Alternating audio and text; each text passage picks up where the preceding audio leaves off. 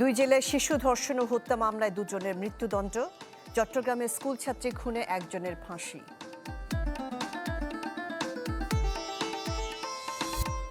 খেলা দেখে দেরিতে বাড়ি ফেরায় স্ত্রীর সাথে মনোমালিন্য। দুই জেলায় আর্জেন্টিনার সমর্থকের আত্মহত্যা।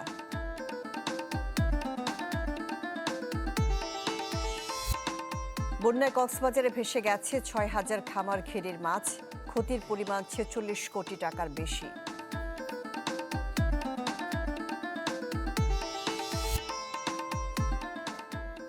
আমন্ত্রণ দেশ 24-এ আপনাদের সাথে থাকছি আমি শাহনাজ শাহরিয়ার। চুয়াডাঙ্গার জীবননগরে স্কুল ছাত্রী মরিয়ম ধর্ষণ এবং হত্যা মামলার একমাত্র আসামিকে মৃত্যুদণ্ড দিয়েছেন আদালত। জরিমানা করা হয় ২ লাখ টাকা। শিশু সহিংসতা দমন ট্রাইব্যুনালের বিচারক এই রায় দিয়েছেন।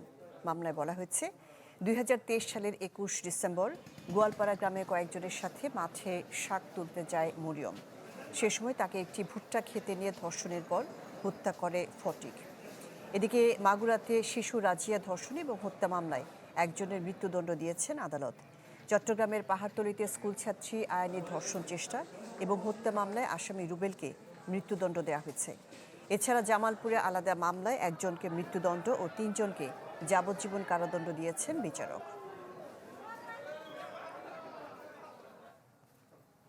নোয়াখালী এবং কুষ্টিয়াতে বিশ্বকাপ ফাইনাল খেলা দেখে দেরিতে বাড়ি ফেরায় স্ত্রীর সাথে কথা কাটাকাটির জেরে ২ আর্জেন্টিনার সমর্থকের আত্মহত্যার অভিযোগ উঠেছে। স্থানীয়রা জানিয়েছেন, নোয়াখালীর সেনবাগে খেলা দেখে ভোরে বাড়িতে ফেরেন আর্জেন্টিনার সমর্থক আলাউদ্দিন রায়হান। এ নিয়ে স্ত্রীর সাথে কথা কাটাকাটি হয়। এক পর্যায়ে ঘরের সিলিং ফ্যানে ঝুলে আত্মহত্যা করেন তিনি। পরে মরদেহ উদ্ধার করে পুলিশ। এদিকে কুষ্টিয়াতে ভেড়ামারায় খেলা দেখে দেরিতে ঘরে ফেরায় স্ত্রীর সাথে মনোমালিন্য হয় ভ্যান চালক সুমন সর্দারের। এক পর্যায়ে ঘরের আড়ালে ঝুলে আত্মহত্যা করেন তিনি। পরে খবর পেয়ে ঘটনাস্থলে গিয়ে মরদেহ উদ্ধার করে পুলিশ।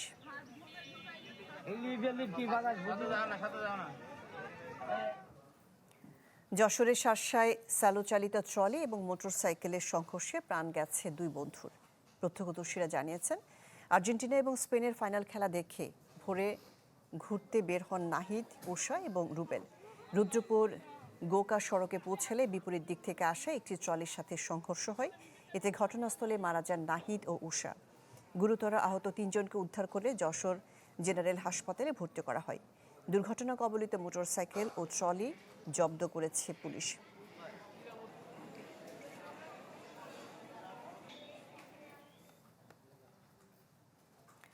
এবারে বন্যায় কক্সবাজারে বড় ধাক্কা লেগেছে মৎস্য খাতে।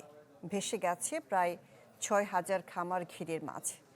প্রাথমিকভাবে ক্ষতির পরিমাণ ৪৬ কোটি টাকার বেশি। তবে চরম এই দুঃসময়ে চাষিরা জানেন না কবে মিলবে প্রণোদনা।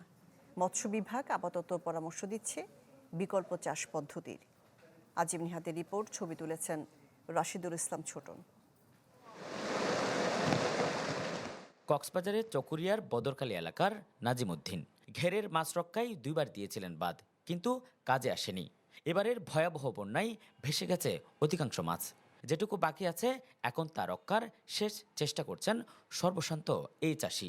মানুষ দিয়ে মাটি কাটাইছি, ২বার মাটি ভেঙে গেছে, তো আমরা চেষ্টা করছি আবার বাঁধার জন্য চেষ্টা করছি। এখন জাল দিচ্ছি। সাম্প্রতিক বন্যায় কক্সবাজারে ব্যাপক ক্ষয়ক্ষতি হয়েছে মৎস্য খাতে। এতে শুধু নাজিম নয়, পথে বসেছেন হাজারো চাষি। এখন ঘুরে দাঁড়াতে হলে তাদের যে আর্থিক সহায়তা দরকার তা কখন মিলবে সেটা জানে না কেউই। ২-৩ লাখ টাকার মাছ এখন কি নদীতে চলে গেছে। যত ধরনের চেষ্টা আছে আমরা সবগুলো আমরা এখানে প্রয়োগ করেছি, একটা তো কাজ আসে নাই। অনেক নেট টেপ দিয়েছিলাম, পানি বেশ করার কারণে ওই নেটও তো ডুবে গেছে। প্রজেক্টগুলো রক্ষা করার জন্য যে কিছু সাহায্য পাই অনেকটা উপকার আসবে। ২০২২ সালে আমাদের সব মাছ এই প্রজেক্টে চলে গেছে। ওটার অভিজ্ঞতায় আমরা এবারের মধ্যে উঁচু করে নেট দিছি, আমাদের মাছগুলি যায় নাই।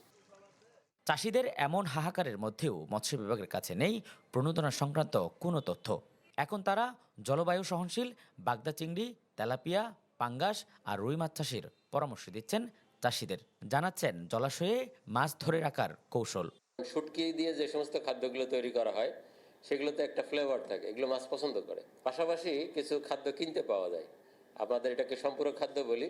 এই সম্পূরক খাদ্যের একটা গন্ধ থাকে। নিয়মিতভাবে দিই, তাহলে অনেক সময় দেখা যায় যে পরিমাণ মাছ তার ইয়েতে ছিল তার চেয়ে অধিক পরিমাণ মাছ তার ওইখানে চলে আসতে পারে। মৎস্য বিভাগের তথ্য মতে জেলায় 5,500টি পুকুর ও খামার এবং 453টি চিংড়িঘাট ক্ষতিগ্রস্ত হয়েছে। ক্ষতিগ্রস্ত হয়েছেন অন্তত 11,000 চাষি। ক্ষতির পরিমাণ 46 কোটি 22 লাখ টাকা। এর মধ্যে সবচেয়ে বেশি ক্ষতিগ্রস্ত হয়েছে চকরিয়া, মাতামুহুরী ও পেকুয়াই। জেলায় বার্ষিক মোট চাহিদা 52,658 মেট্রিক টন মাছ। এই 3 উপজেলায় বছরে উৎপাদন হয় 12,223 মেট্রিক টন, যা মোট চাহিদার 23.21%। আজিম নিহাত, চ্যানেল 24, কক্সবাজার। বন্যা পরবর্তী পুনর্বাসন কার্যক্রম সম্পর্কে জানাতে কক্সবাজার থেকে যোগ দিচ্ছেন আজিম নিহাত। আজিম নিহাত, কক্সবাজারে বন্যা পুনর্বাসন কার্যক্রম কেমন চলছে, আর এই কার্যক্রমের আওতায় মূলত কারা থাকছেন এবং কি ধরনের সাহায্য সহযোগিতা থাকছে, বিশেষ করে মৎস্য চাষীদের জন্য কি থাকছে? শাহনাজ, কক্সবাজারে কিন্তু এখনো পর্যন্ত বন্যার যে ক্ষয়ক্ষতি হয়েছে সেই ক্ষয়ক্ষতি পুষিয়ে নেওয়ার জন্য সরকারের যে পুনর্বাসন প্রক্রিয়া সেটি এখনো শুরু হয়নি। কারণ আজকে আমরা দুপুরেও চেষ্টা করেছি যে জেলা প্রশাসনের কার্যালয় থেকে যে ক্ষয়ক্ষতি যে ডি ফর্ম বলে একটি ফর্ম থাকে সেই ফর্মটি নেওয়ার জন্য, কিন্তু তারা যেটি বলছে এখনো পর্যন্ত ফর্মটি তাদের ফিল আপ হয়নি, অর্থাৎ ক্ষয়ক্ষতি এখনো সরকারিভাবে যে চূড়ান্ত তালিকা করে সেই চূড়ান্ত তালিকা হয়নি। ফলে এই ক্ষতিগ্রস্ত লোকজন কখন নাগাদ পুনর্বাসনের আওতায় আসছে বা কোন প্রক্রিয়ায় তাদেরকে পুনর্বাসন করা হবে সেটি এখনো পর্যন্ত স্পষ্ট নয়। কারণ চকরিয়া, পেকুয়া, মাতামুহুরী এই 3 উপজেলা মূলত দীর্ঘ সময় ধরে পানির নিচে ছিল। এটি আসলে তাদের কাছে একটি নতুন অভিজ্ঞতা যে দীর্ঘ সময় ধরে তাদের পানির নিচে থাকতে হয়েছে। ফলে ঘরবাড়ির আসবাবপত্র নষ্ট হয়েছে, কৃষি জমি নষ্ট হয়েছে, ফসলের মাঠ নষ্ট হয়ে গেছে। একই সাথে যে মৎস্য বিভাগে মৎস্য খাতে বড় ধরনের একটি ক্ষতি হয়েছে, কারণ সেখানে পুরোটাই সমুদ্রের মতো হয়ে গেছিল পুরো 3 উপজেলা। ফলে কোনো প্রজেক্টে আসলে মাছ ধরে রাখতে পারেনি। এবং মৎস্য বিভাগ কিন্তু বৃষ্টির আগে বেশ কয়েকটি পদ্ধতির কথা বলেছিল চাষিদেরকে মাছ ধরে রাখার কৌশল হিসেবে, কিন্তু সেই কৌশল আসলে কোনোটাই পানি বেশি হয়ে যাওয়ার কারণে কাজে আসেনি। যদিও এখন তারা যেটি মাঠ পর্যায়ে গিয়ে যেটি বলার চেষ্টা করছে, যে সমস্ত ঘের, খামার বা পুকুরের মধ্যে এখনো কিছু কিছু মাছ আসে সেগুলো কিভাবে কৌশল করলে তারা রক্ষা করতে পারবে সেটি তারা জানাচ্ছে। এবং তবে আদৌ মৎস্য খাতে যারা ক্ষতিগ্রস্ত হয়েছে তাদেরকে ক্ষতিপূরণের আওতায় আনা হবে কিনা বা তাদেরকে কোনো প্রণোদনার ব্যবস্থা করবে কিনা সেটি আসলে এখনো পর্যন্ত মৎস্য বিভাগের কাছে তথ্য নেই। কারণ এই মৎস্য খাতে প্রণোদনা করতে হলে তাদেরকে সহজ শর্তে অন্তত ঋণের ব্যবস্থা হলেও করতে হবে, না হলে এত বিপুল চাষি কিন্তু ঘুরে দাঁড়াতে পারবে না যদি তারা আবারও চাষে না যায়। ফলে এই যে একদিকে কৃষি, অন্যদিকে মৎস্য, সব মিলিয়ে যদি সঠিকভাবে উৎপাদন না হয়, কক্সবাজারে বড় ধরনের একটি খাদ্য সংকট আগামী 6 মাস পরে দেখা যেতে পারে। বলে এখান থেকে বাঁচার জন্য সরকারের উচিত যে এখনই সিদ্ধান্ত নেওয়ার। শাহনাজ। জি, আজিম নিহাত, আপনাকে ধন্যবাদ। বন্যা পরবর্তী পুনর্বাসন কার্যক্রম নিয়ে কক্সবাজার থেকে আমাদের সাথে যুক্ত হয়েছিলেন আজিম নিহাত। মাত্র 1 দশকেই বড় ধরনের ক্ষতির মুখে কুড়িগ্রামের ব্রহ্মপুত্র নদের ডানতির রক্ষা বাঁধ। স্থানীয়দের আশঙ্কা, দ্রুত কার্যকর ব্যবস্থা না নিলে বিলীন হতে পারে বসত ভিটা ও ফসলি জমি। এমনকি বন্যার ঝুঁকিতে পড়তে পারে চিলমারী উপজেলার শহরও। ভাঙন ঠেকাতে জিও ব্যাগ ফেললেও মিলছে না সমাধান। যে বাঁধ ভাঙন ঠেকানোর কথা, সে বাঁধই ধসে পড়ছে ব্রহ্মপুত্রে। কুড়িগ্রামের কাঁচকল এলাকায় সবশেষ বৃহস্পতিবার ভেঙেছে ডানতি রক্ষা বাঁধের প্রায় 60 মিটার ব্লক পিচিং। আর চলতি বর্ষায় ধসের ঘটনা ঘটেছে একাধিক, যাতে হুমকির মুখে প্রায় 1 কিলোমিটার অংশ। এলাকাবাসী বলছেন, প্রয়োজনের চেয়ে কম জিও ব্যাগ দিয়ে দায়সারা কাজ চলছে। দ্রুত স্থায়ী ব্যবস্থা না নিলে বিলীন হতে পারে বসত ভিটা ও কয়েক হাজার একর আবাদি জমি। 6,000, 4,000, 3,000 করে বস্তা দেয়, এক ভাঙিতে অতগুলো বস্তা কম হয়। আরো না কত কষ্ট কি ঘর তুলছি, ওই ঘর কোন বিড়িখানা ভাঙি যায় দিদি, আমাকে ঢাকা দেয় আসলে ছাড়া আমার উপায় নেই। পশ্চিম তীরে যে হাজার হাজার হেক্টর জমি আছে, এখানে সবকিছু অকেজ হয়ে যাবে। পোগরাহাট থেকে কাঁচকলের মধ্যে বাঁধটা ভেঙে যায়, চিলমারি যে ঐতিহ্য, এই ঐতিহ্য থাকবে না। অর্থাৎ চিলমারি শহর যেটা আছে সেটাও মানে চরের মধ্যে, নদীর মধ্যে বিলীন হয়ে যাবে। পানি উন্নয়ন বোর্ডের দাবি, নদীর পূর্ব পাশে চর জেগে ওঠায় মূল স্রোতের চাপ পড়ছে পশ্চিম তীরে।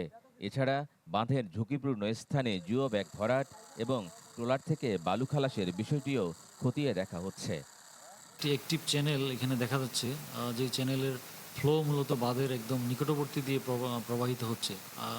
ধারণা করা হচ্ছে যে এটির সৃষ্ট চাপেই আসলে এখানে ধস নেমেছে।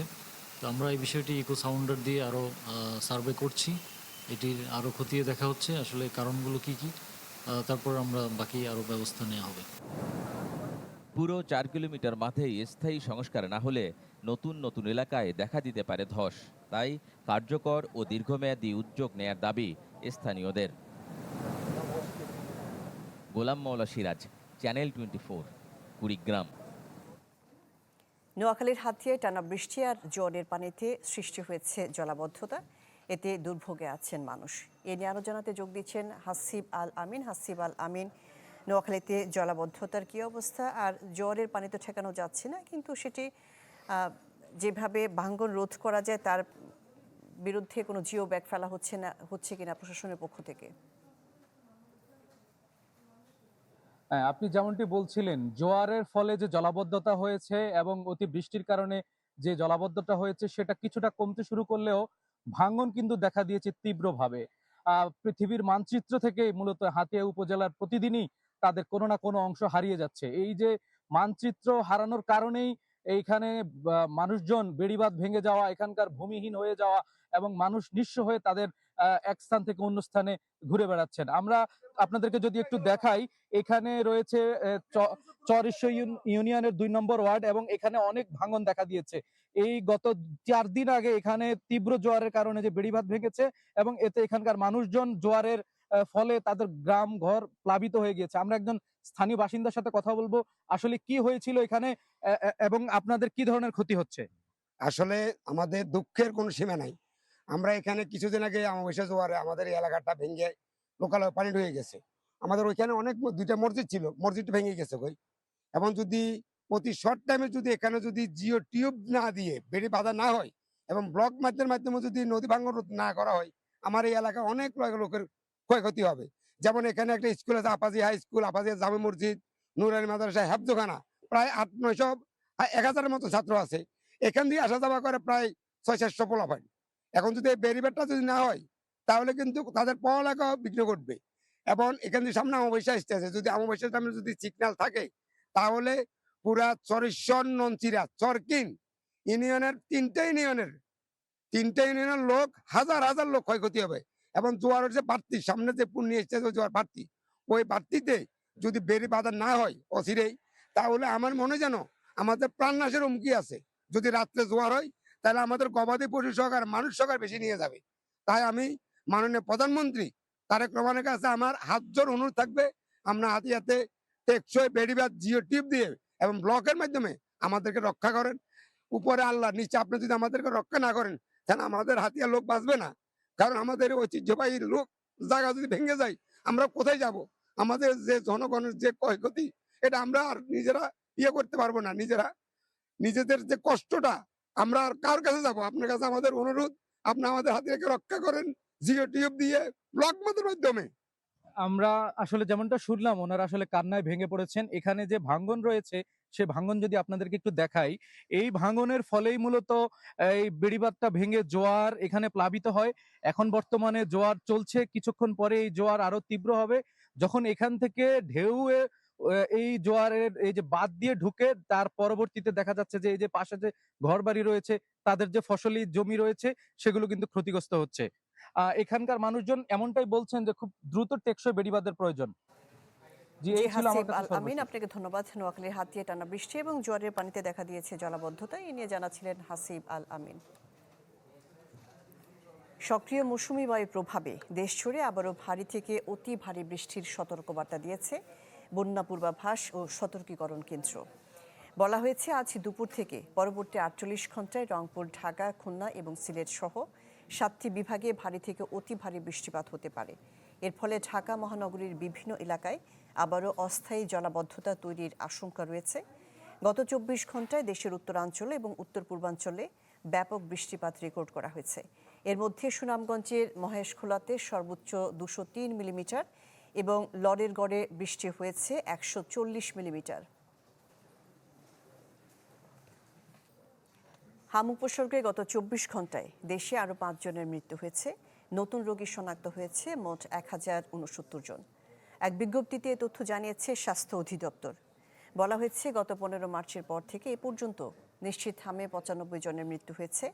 একই সময়ে সন্দেহজনক হাম রোগের মৃত্যুর সংখ্যা ৬৯৮ জন। এখন পর্যন্ত নিশ্চিত হাম রোগী ১৪,৫৭৮ জন। এছাড়া সন্দেহজনক হাম রোগীর সংখ্যা ১,১৮,৫৭০ জন। এ পর্যন্ত হাম সন্দেহে হাসপাতালে ভর্তি ১,০১,০২৬ জন। এর মধ্যে ছাড়পত্র পেয়েছেন ৯৭,৫৩২ জন।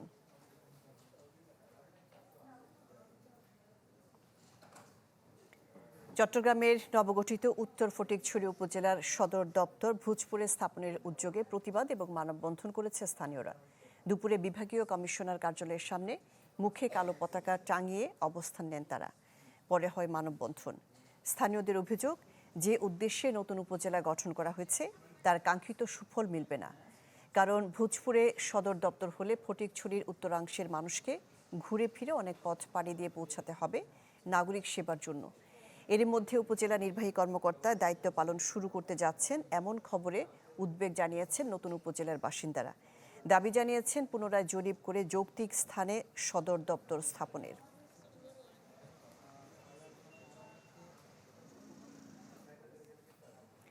পঞ্চগড়ে রয়েছে এনসিপির জুলাই পদযাত্রা কর্মসূচি। এ নিয়ে আরো জানাতে যোগ দিচ্ছেন হোসেন রায়হান। হোসেন রায়হান, জুলাই পদযাত্রা কর্মসূচি শুরু হয়েছে কিনা, এনসিপির নেতাদের মধ্যে কারা কারা আছেন, তারা কি বলছেন?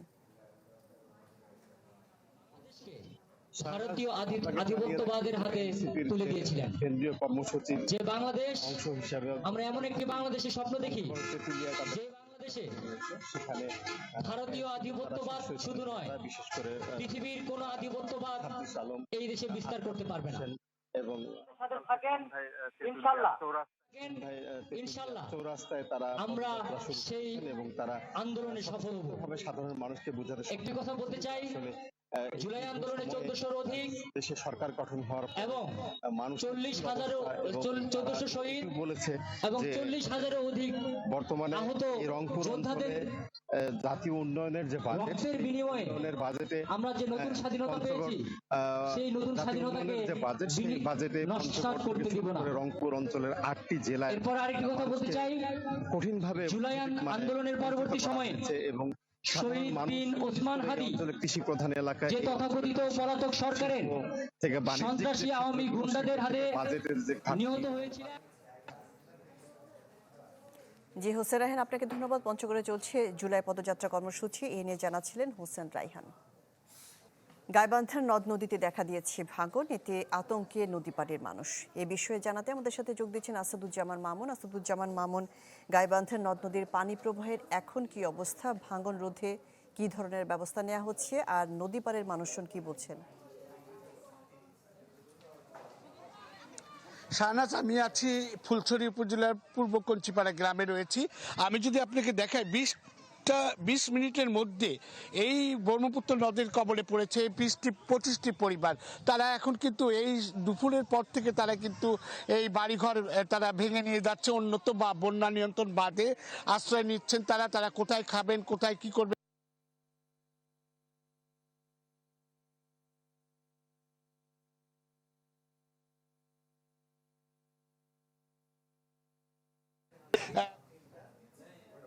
পনেরো বছর থেকে, কিন্তু হঠাৎ আসাদুজ্জামান মামুনকে আমরা স্পষ্ট শুনতে পাচ্ছিলাম না। এবার থাকছে প্রো সেনসিটিভ হোয়াইট প্লাস টুথপেস্টের সৌজন্যে বিশ্বকাপের খবর।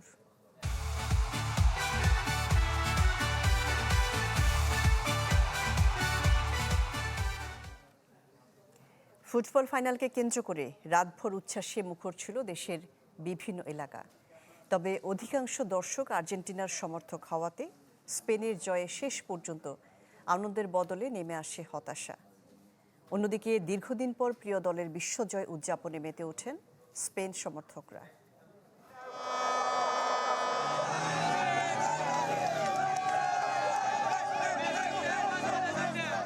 কয়েক হাজার মাইল দূরের ফুটবল বিশ্বকাপ ফাইনালের আয়োজন ছুঁয়েছে ৫৬,০০০ বর্গমাইলের দেশেও। খেলা শুরুর আগেই দেশের বিভিন্ন স্থানে বড় পর্দার সামনে ভিড়, হাতে প্রিয় দলের পতাকা, গায়ে জার্সি। জয় উদযাপনের সব প্রস্তুতি ছিল ফুটবল প্রেমীদের। তবে আর্জেন্টিনার সমর্থকদের পাল্লা ভারী থাকায় আয়োজন রূপ নেয় উৎসবে। 90 মিনিটের লড়াই শেষে বদলে যায় দৃশ্যপট। স্পেনের জয়ের বাঁশিতে অনেকের চোখে মুখে স্পষ্ট হয় হতাশার ছাপ। কেউ নীরবে স্থান ছাড়েন, কেউ আবার আক্ষেপ ঝাড়েন প্রিয় দলের প্রতি। যেখানে তাদের টিমে সর্বকালের সেরা খেলোয়াড় যেহেতু আছে, তারপর তারা এভাবে হতাশ করবে তাদের সমর্থকদের, এটা মানা যায় না। তারা তাদের বেস্টটা দিয়ে চেষ্টা করেছে, কিন্তু আমাদের যে আশাটা ছিল, প্রত্যাশাটা ছিল, সেটা আরও বেশি ছিল। আমরা চেয়েছিলাম আর্জেন্টিনা এবারও বিশ্বকাপটাও জিতবে। যতটুকু খেলা খেলছে খুব ভালো খেলছে, এটার জন্য কোনো ইয়া নাই, কিন্তু ফুটে গেছে, একটু আফসোস লাগতেছে এটা। অন্যদিকে সংখ্যায় কম হলেও স্পেন সমর্থকদের আনন্দ ছিল চোখে পড়ার মতো। শেষ বাঁশির পরে উল্লাস, পতাকা নিয়ে বিজয় মিছিল, অন্যরকম উৎসবে মেতে ওঠেন সবাই। আমরা অনেক উচ্ছ্বাসিত। আমরা আজকে আর্জেন্টিনা সোফার অনেক চুরি করেছে, কিন্তু আজকে স্পেন তাদেরকে শিক্ষা দিয়েছে। আমরা we are so proud of Spain. গোলবারকে বলে ঢুকাইতে দিই নাই, আমরা অলওয়েজ সেরা, সারা জীবন সেরা থাকবো। তো রোমাঞ্চকর একটা মুহূর্ত, সেটা ভাই বেড়াদেরকে দেখে আমারও খারাপ লেগেছে। তবে মেসি বিদায়, সেটার জন্য খুব খারাপ লেগেছে। ফুটবল প্রেমীরা বলেন, সমর্থনের আবেগে বিভক্ত হলেও খেলার সৌন্দর্যই শেষ পর্যন্ত সবাইকে এক সুতোয় গেঁথে রাখে। আর্জেন্টিনার সমর্থকদের হতাশা আর স্পেন সমর্থকদের উচ্ছ্বাস, দুই বিপরীত আবেগে পর্দা নামলো এবারের ফুটবল বিশ্বকাপ আসরে। তানিম রহমান, চ্যানেল 24।